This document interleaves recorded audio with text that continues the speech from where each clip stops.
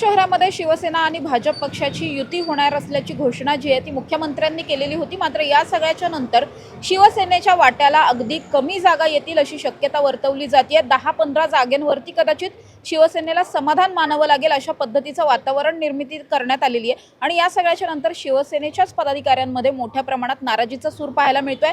मुळातच 165 जागांसाठी उमेदवारांनी अर्ज भरलेले होते, तयारी झालेली होती।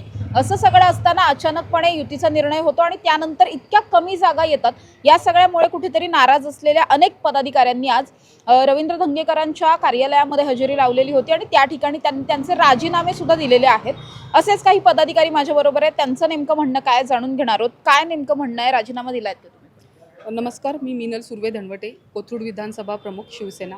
माझं म्हणणं एवढंच आहे की जर इथे युती झाली आहे तर आमचं युतीला अगदी स्पष्टपणे नाही म्हणणं असं योग्य ठरणार नाही। म्हणजे आमचं म्हणणं आहे की युतीसाठी आमचा विरोध नाही आहे, पण त्यातून सुद्धा आमची 165 लोकांनी जर फॉर्म भरण्याची तयारी दाखवली आहे तर 165 पैकी निदान तुम्ही 70-80 जागा तरी सोडायला हव्या होत्या।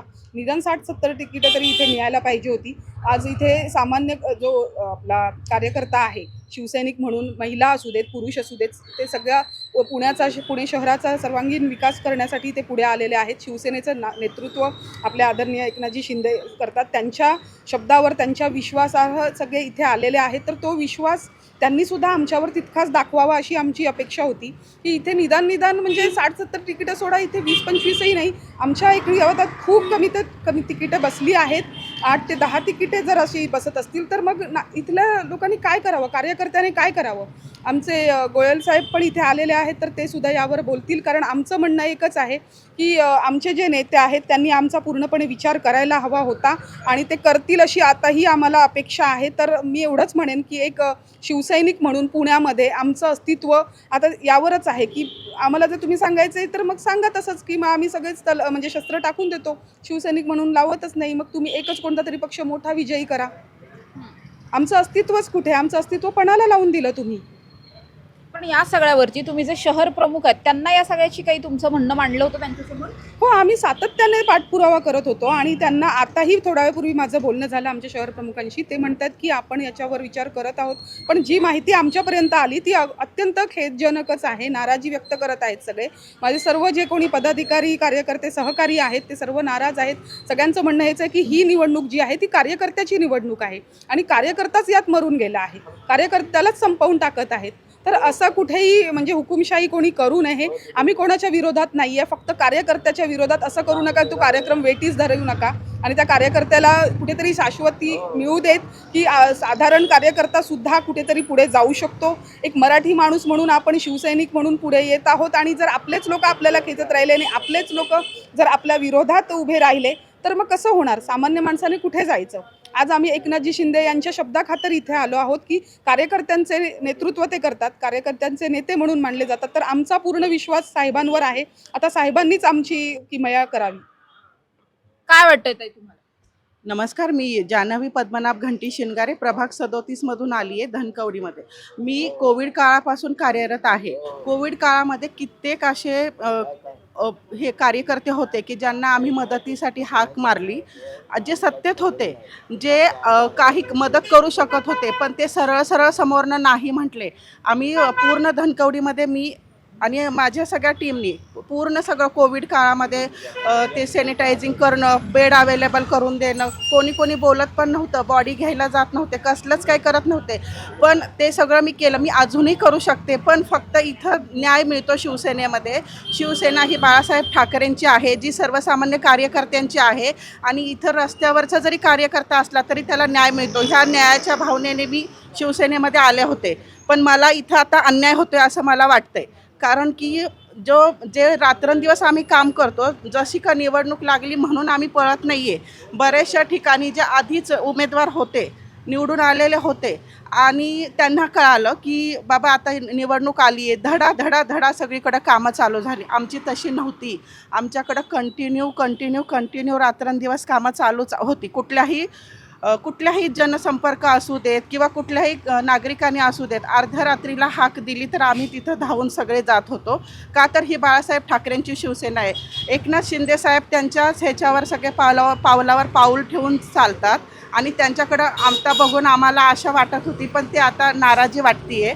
एवढंच मला म्हणायचं की साहेबांनी आमचा विचार करावा, कार्यकर्त्यांचा विचार करून आम्हाला जास्तीत जास्त संधी मिळवून द्यावी, तेच आता आम्हाला न्याय देतील. अजून एक सांगायचं महत्त्वाचं म्हणजे जर सामान्य नागरिकांसाठी तुम्ही म्हणता की आमचे पदाधिकारी आहोत, नेते सगळीकडे पोहोचू शकत नाहीत, तर पदाधिकारी सगळ्यांतर्फे तिथे पोहोचतात, दारोदारी हिंडतात, लोकांपर्यंत सेवा पोहोचवतात. जर आमचं पदाधिकाऱ्यांचाच जर असा अपमान होत असेल, पदाधिकाऱ्यांनाच जर न्याय मिळत नसेल, तर आम्ही सामान्य माणसांना लोकप्रतिनिधी म्हणून काय न्याय देणार आहोत? काय आम्ही त्यांचं ऐकून घेणार आणि त्यांना आमच्याबद्दलच न्यायनिवाडा होत नाही तर त्यांचा न्यायनिवाडा कोण करणार? मग मराठी माणूस असाच संपणार का? आपला सामान्य कार्यकर्ता असाच संपून जाणार का? असा प्रश्न आम्हाला पडला आहे. आता काय सांगाल तुम्ही, काय नेमकी मागणी करताय पक्षाकडे आणि वरिष्ठांशी कोणाशी बोलणं झालं होतं? ही सगळी नाराजी आधी बोलून दाखवली होती. या अगोदर आम्ही सर्व वरिष्ठांशी बोललो होतो. सर्व कार्यकर्त्यांना न्याय मिळावा हाच आमचा उद्देश आहे आणि आत्ता दिशाभूल करून आम्हाला सर्वसामान्य कार्यकर्त्यांना न्याय मिळत नाही आहे. तर आत्ता 200 ते 250 कार्यकर्त्यांनी पदाधिकाऱ्यांनी राजीनामे देऊन रविभाऊंकडं सुपूत केलेला आहे. संध्याकाळपर्यंत सगळ्यानंतर तरी तुम्हाला न्याय मिळेल असं वाटतं राजीनामे दिल्यानंतर? आता आम्ही वरिष्ठांकडं न्याय मागण्याचा प्रयत्न करू. नाही मिळालं तर आम्ही अपक्ष लढणार.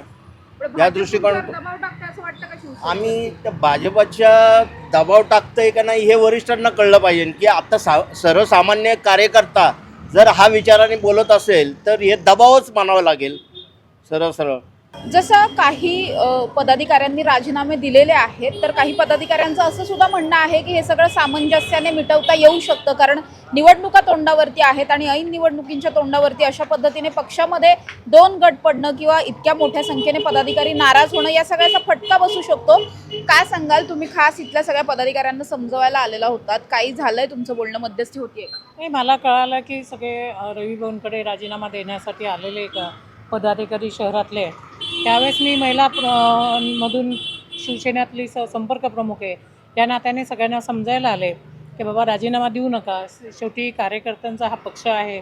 शिंदेसाहेब सगळ्यांना सांभाळून घेतात, नीलमताई सगळ्यांना सांभाळून घेतात आणि समजून घेतात.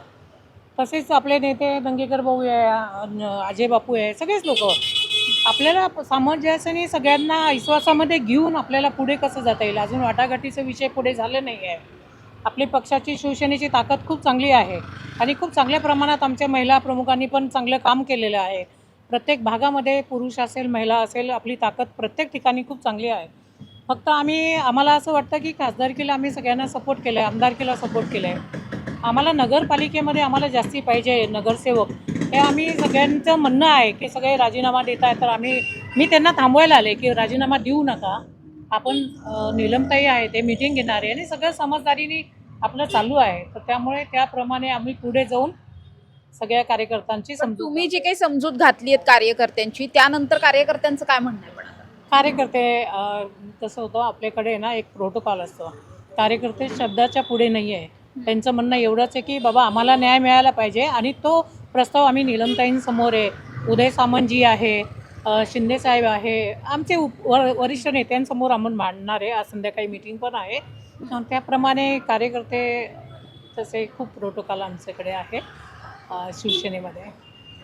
नक्कीच आपण बघतोय या सगळ्या कार्यकर्त्यांची समजूत सुद्धा घातल्यात आलेली आहे. मात्र ज्यांनी आता हे राजीनामे दिलेलेच आहेत त्यांचं पुढे नेमकं काय होणार हे पाहणं महत्त्वाचं असणार आहे. त्याचबरोबर अशा पद्धतीने निवडणुकांच्या तोंडांवरती जर पक्षात फूट पडत असेल किंवा मोठ्या संख्येने राजीनामे मिळत असतील, पक्षाकडे जात असतील, तर या सगळ्याचा फटका मात्र अर्थातच बसू शकतो. त्यामुळे या सगळ्यामध्ये आता भाजप शिवसेनेचे वरिष्ठ मिळून नेमका काय निर्णय घेतात हे पाहणं महत्त्वाचं असणार आहे. कॅमेरा पर्सन निलेशसह समृद्धी जाधव, टॉप न्यूज मराठी, पुणे. तुमची car, electric panel, data server आगीपासून सुरक्षित आहे का? नाही? मग आजच बसवा F protect temperature activated fire suppression device.